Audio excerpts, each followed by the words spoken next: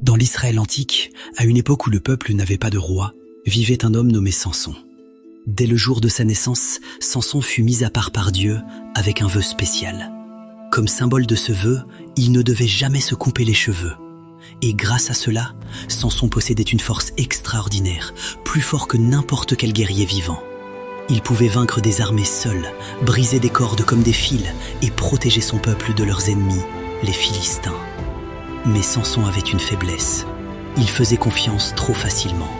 Un jour, il tomba amoureux d'une femme nommée Dalila, qui vivait dans la vallée de Sorek. Elle était charmante, confiante et intelligente, et les dirigeants philistins y virent une opportunité.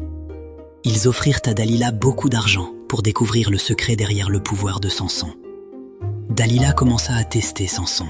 « Dis-moi, qu'est-ce qui te rend si fort ?»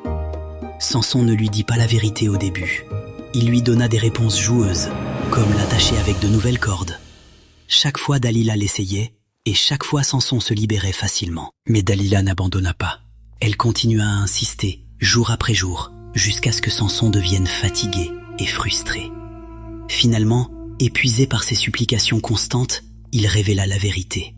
« Ma force vient d'un vœu que j'ai fait à Dieu. » Cette nuit-là, pendant que Samson dormait la tête sur ses genoux, Dalila appela discrètement un serviteur. Lentement, soigneusement, ils coupèrent ses cheveux. Et comme ça, la force de Samson le quitta. Les Philistins se précipitèrent, le capturèrent, l'aveuglèrent et l'emmenèrent enchaîné. Ils se moquèrent de lui, célébrant leur victoire sur le puissant guerrier. Samson pousse un rocher dans la prison.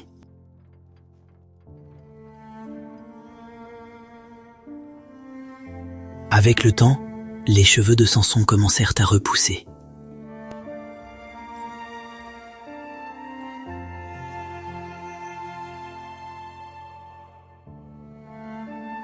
Un jour, les Philistins l'amenèrent dans un grand temple pour les divertir. Il riait et criait pendant qu'il se tenait entre les piliers géants. Ses cheveux avaient poussé et il avait de nouveau sa force. Samson murmura une dernière prière. « Seigneur, donne-moi la force une fois de plus. » Le temple tremble et les piliers se déplacent avec sa force.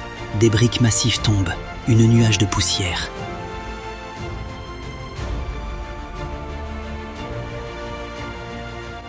L'histoire de Samson et Dalila nous rappelle que même les personnes les plus fortes peuvent tomber, mais que la rédemption est possible.